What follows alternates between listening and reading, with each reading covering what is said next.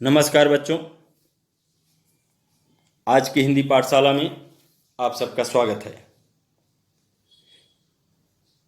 पिछले कालांश में हम लोग कविता कर चले हम फिदा कि कवि का जीवन परिचय, पाठ प्रवेश और कविता का सार का अध्ययन किया था। आज हम लोग कविता के भावार्थ का अध्ययन करेंगे।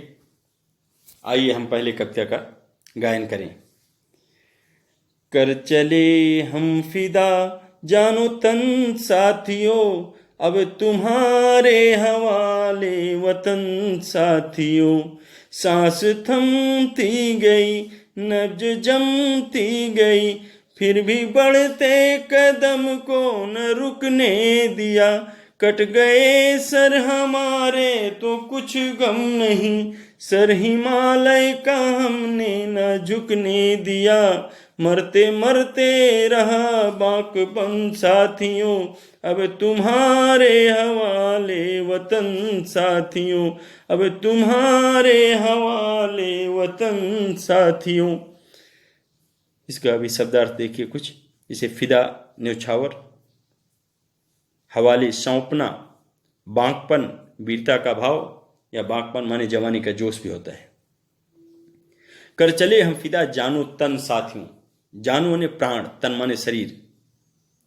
युद्ध भूमि में सैनिक देश पर प्राण न्यौछावर करते समय अपने साथियों से कहते हैं कि कर चले हम फिदा जानो तन साथियों, अब तुम्हारे हवाले वतन साथियों। हे साथियों, अब यह अपनी प्राण, अब हम अपनी प्राण और शरीर देश की सुरक्षा के लिए न्यौछावर करके इस संसार से जा रहे हैं। अब यह देश तुम्हारे हवाले है, तुम्ही को इसकी रक्षा करनी है। सांस थमती गई, नब जमती गई, फिर भी बढ़ते कदम को न रुकने दिया। आगे क्या कहते हैं? देश के लिए लड़ते लड़ते हमारी सांसें रुकने लगी थी, ठंडी के कारण नसें जमने लगी थी, फिर भी हम बर्फ से ढकी हुई सीमाओं पर आगे बढ़ते चले गए। फिर भी हमने पीछे नहीं हटा। सर हिमालय का हमने, यानी कट गए सर हमारे तो कुछ गम नहीं, सर हिमालय का हमने न झुकने दिया। यानी हमारे सिर कट भी गए तो हमें इसका कोई दुख नहीं। हमें इस बात की प्रसन्नता है कि हमने जीते जी हिमालय का सिर झुकने नहीं दिया। हिमालय हमारे देश के गौरव का प्रतीक है, हिमालय हमारे देश के स्वाभिमान का प्रतीक है। अर्थात हमने उसको अपने मरते दम तक हिमालय के मान सम्मान, यानी उसके गौरव यानी स्वाभिमान के कम नहीं होने दिया। मरते मरते रहा बाकपन साथियों, अब तुम्हारे हवाले वतन साथियों।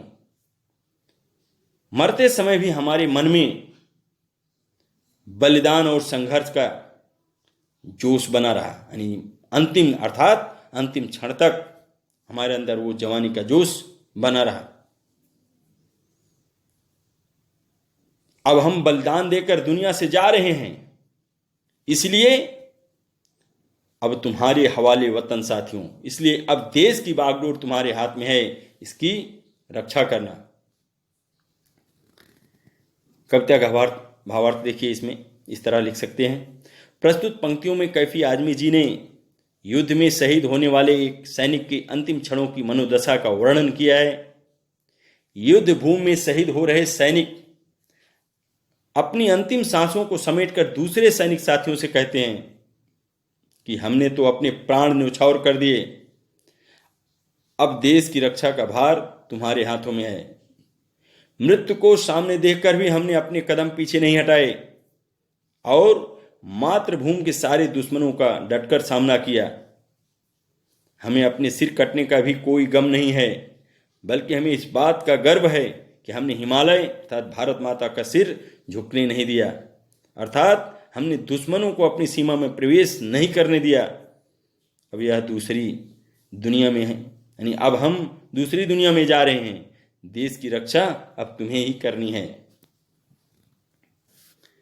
अगला छंद देखते हैं हम।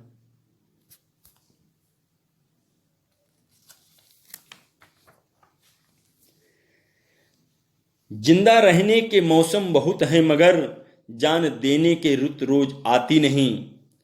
हुस्न और इश्क दोनों को रुसवा करे वह जवानी जो खूह में नहाती नहीं। आज धरती बनी है दुल्हन साथियों अब तुम्हारे हवाले वतन साथियों। रुत माने मौसम, हुस्न सुंदरता, रुसवा माने बदनाम करना, खून माने खून। कवि का मानना है कि मनुष्य को जिंदा रहने के तो बहुत से अवसर मिलते हैं, जिंदा रहने के मौसम बहुत हैं मगर, कब क्या कहता है कि मनुष्य को जिंदा रहने के तो बहुत से अवसर मिलते हैं, लेकिन देश के लिए बलिदान करने का अवसर कभी कभी प्राप्त होता है। जान देने की रुत रोज आती नहीं, इसलिए कब क्या कहते हैं कि बलिदान करने का अवसर कभी कभी प्राप्त होता है। हुस्न और इश्क दोनों को रुसवा करे वह जवानी जो खूह में नहाती नहीं। आज तो सैनिकों के बलिदान का समय आया है।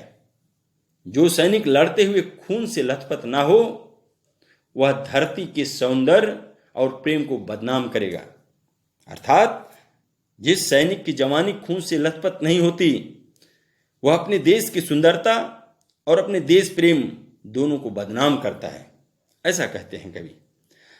आज धरती बनी है दुल्हन साथियों अब तुम्हारे हवाले वतन साथियों। ये धरती तो एक दुल्हन की भांति है, इसलिए कह रहे हैं आज धरती बनी है दुल्हन साथियों, यानी यह धरती तो एक दुल्हन की भांति है। इसकी लाज रखना और इसकी रक्षा करना सैनिकों का ही कर्तव्य है।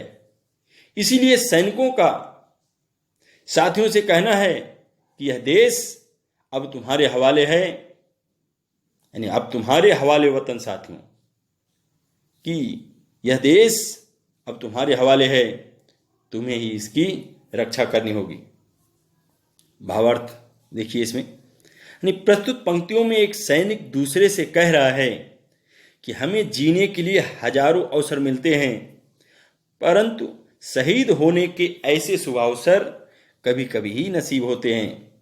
ऐसी जवानी ही क्या जिसने कभी दूसरों की भलाई के लिए त्याग या बलिदान ही ना किया हो।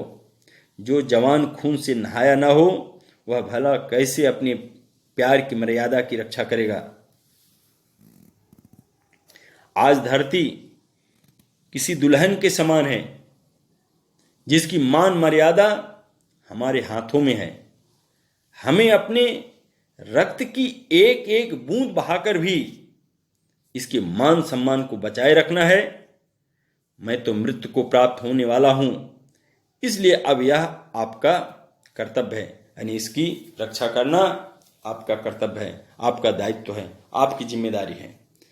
तो अभी 2 पद्यांश हमने इस कालांश में अध्ययन किया। अब 2 पद्यांश का अध्ययन हम अगले कालांश में करेंगे। आज हम यहीं पर अपनी वाणी को विराम देता हूँ। धन्यवाद।